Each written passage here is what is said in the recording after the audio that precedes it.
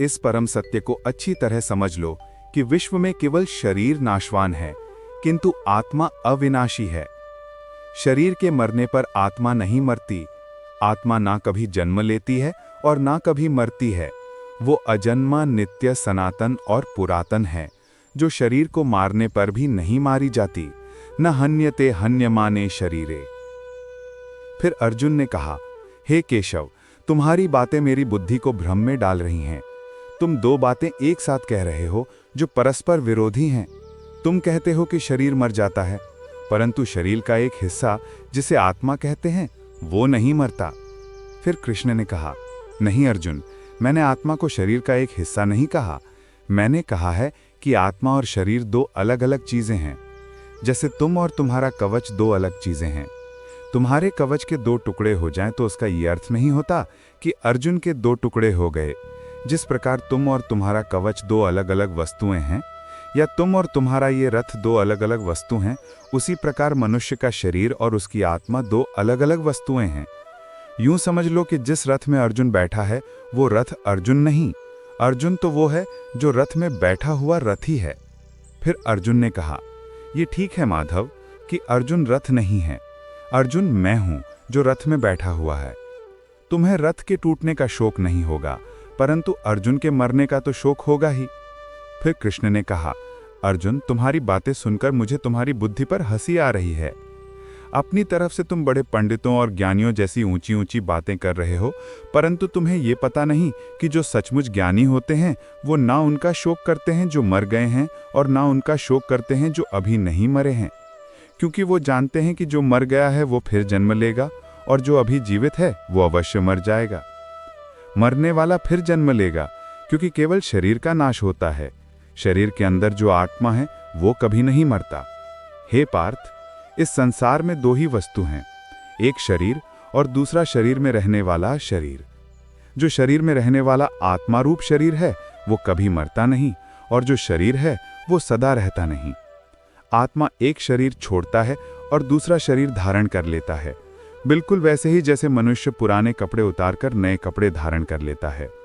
वासांस जीना यथा विहाय नवान गृह्णाति नरो पराणी, तथा शरीरा विहाय जीन अन्यान सयांति नवानि देही।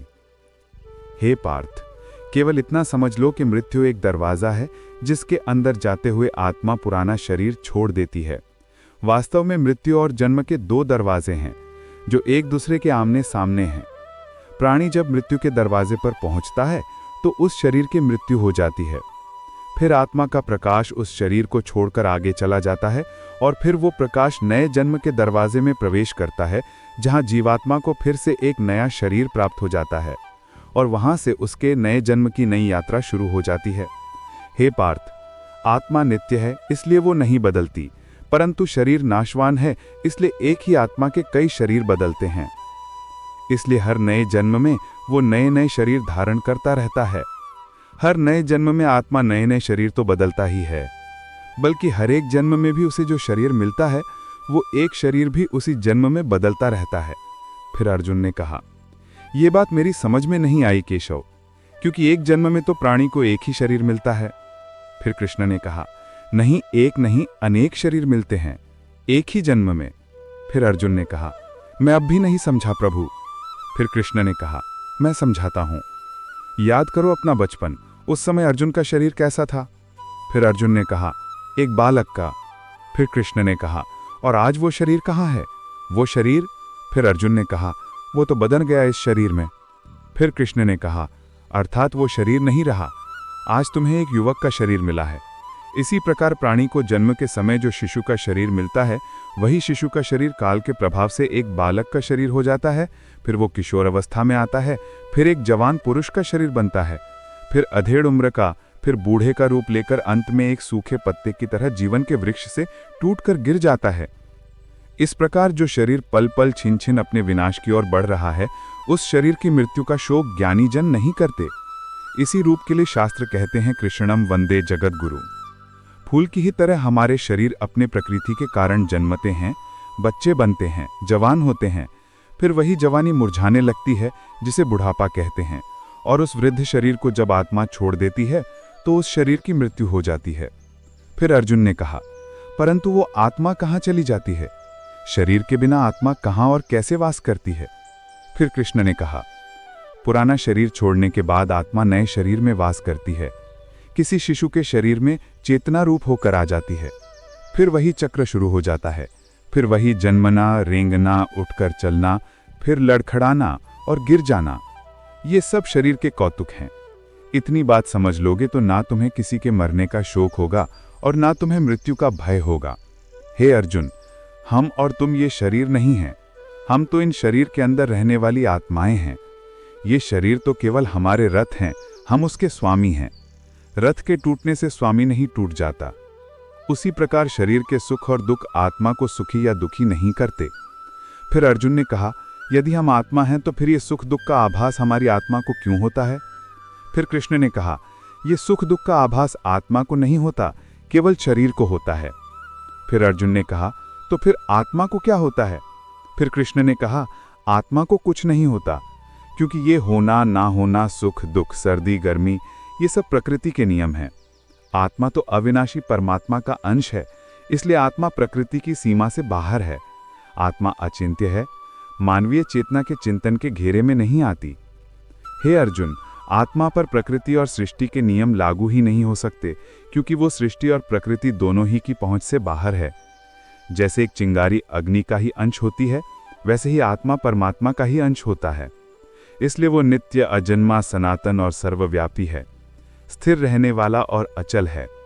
अज्जो अयम अदा अयम अक्लेयो अशोच एव च नित्य सर्वगता स्थानो अच्चयम सनातना। हे पार्थ, आत्मा को ना कोई शस्त्र काट सकता है, ना उसे अग्नि जला सकती है। इसको जल नहीं गला सकता, ना इसे वायु ही सुखा सकती है। नैनम छिंदन्ति शस्त्राणि नैनम दहति पावक न चमत्यन क्रीड्यन्त्यापो न शोष्यत्य मारुता। हे अर्जुन, ये सब समझकर तुम्हें ना किसी के मरने का शोक मनाना चाहिए और ना किसी के ना मरने की खुशी का प्रदर्शन करना चाहिए। अर्जुन ने कहा, हे केशव, ये सब मानकर भी क्या आत्मा नित्य, सनातन और अजन्मा है?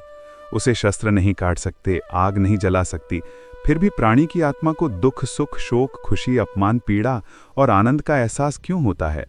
तो श्री कृष्ण कहते हैं, हे पार्थ, मैंने पहले ही तुम्हें बताया कि सुख दुख का आभास करना आत्मा का नहीं, शरीर का काम है।